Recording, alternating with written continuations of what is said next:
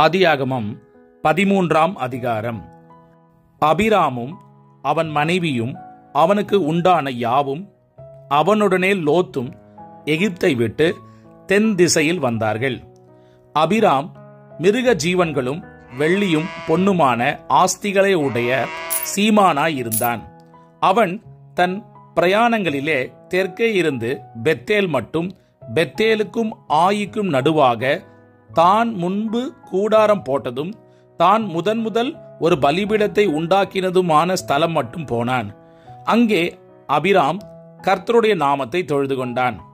அபிராமுடனே வந்த லோத்துக்கும் ஆடு மாடுகளும் கூடாரங்களும் இருந்தன.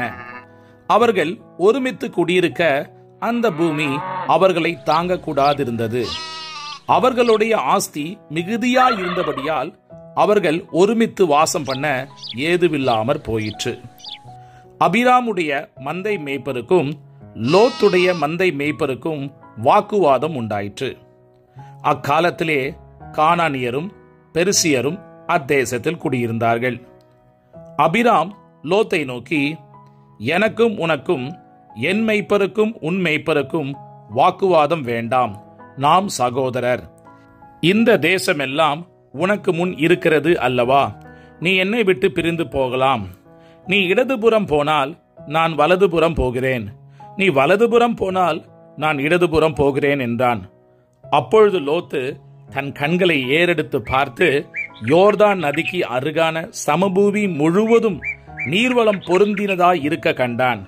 கர்த்தர் சோதோமையும் கொமோராவையும் அழிக்கும் முன்னே சோவாருக்கு வழி மட்டும் அது கர்த்தருடைய தோட்டத்தை போலவும் எகிப்து தேசத்தை போலவும் இருந்தது.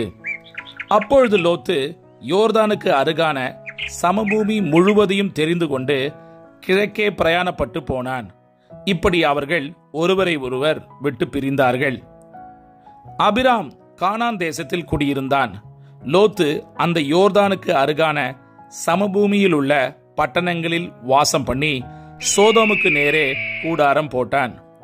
சோதோமின் ஜனங்கள் பொல்லாதவர்களும் கர்த்தருக்கு முன்பாக மகா பாவிகளுமாய் இருந்தார்கள். லோத்து அபிராமை விட்டு பிரிந்த பின்பு கர்த்தர் அபிராமை நோக்கி, உன் கண்களை ஏறெடுத்து நீ இருக்கிற இடத்திலிருந்து வடக்கையும் தெற்கையும் கிழக்கையும் மேற்கையும் நோக்கி பார்.